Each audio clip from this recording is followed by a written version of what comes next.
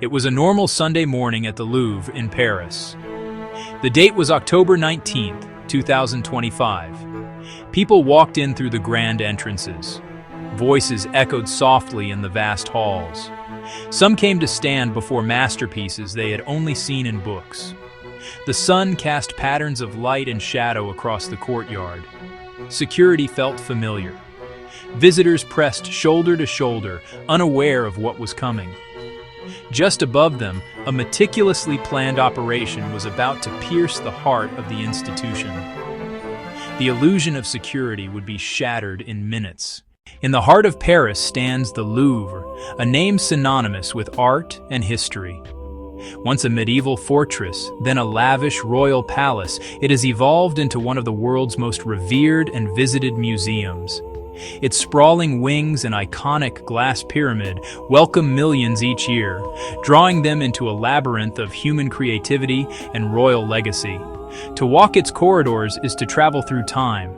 Inside, rooms of old beauty whisper centuries of French history, where every painting and sculpture is a silent witness to the nation's triumphs and tribulations. Yet one special hall, the Galerie holds a treasure of a different kind. This magnificent gallery, a masterpiece in its own right, is the sanctum for what remains of the French crown jewels. These are not merely precious stones. They are steeped in the stories of emperors and queens, a glittering archive of power, ambition, and identity. Each facet reflects a moment in the grand narrative of France. Their legacy is tied to legendary figures, from Napoleon and Napoleon III to their empresses, Marie-Louise and Eugénie, and the queens Marie-Amélie and Hortense. To protect such priceless heritage, museums strengthen cases and multiply patrols. But history shows that even the most formidable fortresses can be vulnerable to human ingenuity and greed. The Louvre itself had seen challenges before. The institutional memory of past thefts, like the shocking disappearance of the Mona Lisa, is a constant, humbling reminder of what is at stake. Here, in this Hall of Kings, splendor and reinforced glass would soon collide with an audacity that would test the limits of modern security and captivate the world. The Louvre, a palace of art, a fortress of culture. But on Sunday, October 19th, 2025, its defenses were about to be tested. The date and time were no accident. Just after opening, the museum would be teeming with visitors, creating a perfect storm of noise and distraction. It was in this calculated chaos that the robbery began. Their approach was deceptively simple. Two figures clad in the ubiquitous high-vis vests of city construction workers blended seamlessly into the Parisian morning. They arrived not in a conspicuous van, but on nimble scooters, allowing them to navigate the congested streets with ease and park without raising suspicion. Nearby, their Trojan horse waited, a truck with a basket lift, positioned as if for routine maintenance. This audacious tool allowed them to bypass the heavily fortified main entrances, with their metal detectors and layers of security personnel. Two suspects ascended, rising directly toward their objective: a second-floor window of the Galerie d'Apollon, one of the most lavishly decorated rooms in the entire museum. With practiced efficiency, they used a disc cutter on the window frame. The high-pitched whine was sharp, but mercifully brief. Though faint alerts stirred within the museum's security system, the ambient noise of the city and the bustling crowds below provided the perfect acoustic camouflage, masking the critical moment of entry. They breached the window and slipped inside, now just steps from their targets. Their focus was absolute. They ignored the priceless paintings and sculptures lining the hall, heading directly for two specific high-security display cases. Angle grinders and heavy tools met the thick, reinforced glass of the vitrines. The sound of shattering tore through the hall's gilded quiet. The few guards inside the gallery were unarmed and caught completely by surprise. The thieves used their tools not just for entry, but for intimidation, brandishing them as weapons to keep staff at bay. The entire operation unfolded in just 7 minutes, It was a blur of precision and aggression. First case, cleared. Second case, breached. 9 priceless pieces of jewelry, including the legendary Regent diamond, were seized from the 2 displays and stuffed into a duffel bag. The bag closed. The clock kept bleeding. They left exactly as they came, retreating through the broken window and descending in the basket lift. Descent complete, their scooter engines fired up. They melted back into the Parisian streets, their small vehicles offering an escape route no larger car could follow. In a final act of calculated destruction, the truck was set on fire, a deliberate effort to destroy any forensic evidence left behind.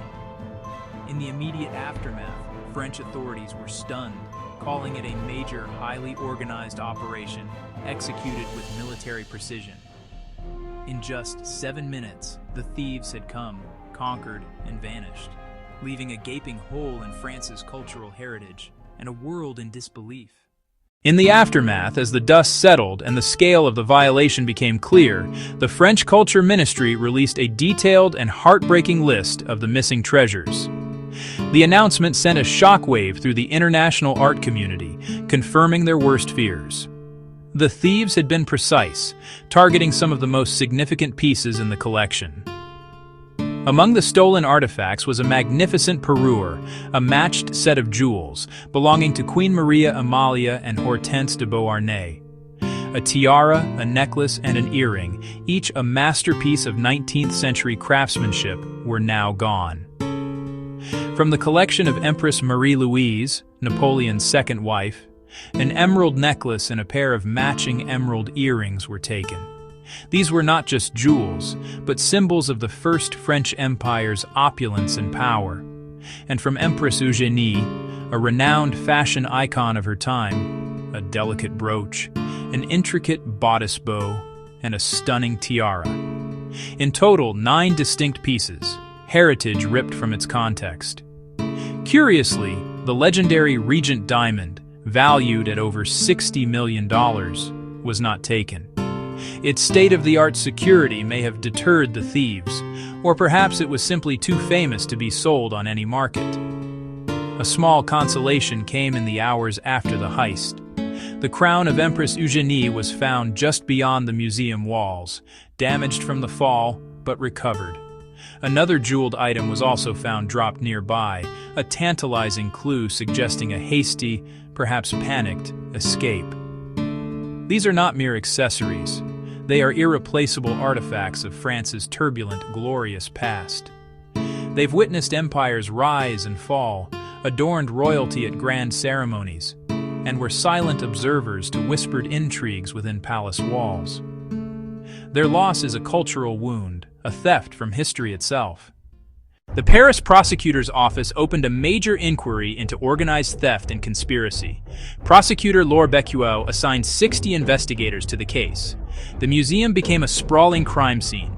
Tools were recovered: angle grinders, a disc cutter, a blowtorch, all bagged for analysis.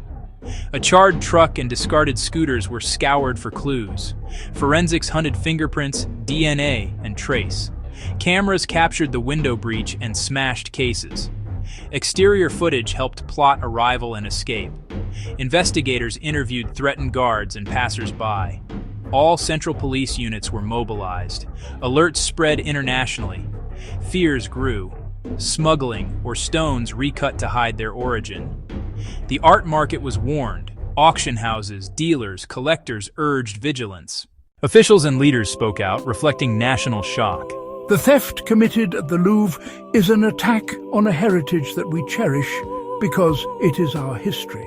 The museum closed for the day as investigators worked and security was reassessed. When it reopened, empty spaces spoke volumes. The theft dominated conversations across France. How did they get in? Why didn't the cases hold? How did they escape so cleanly?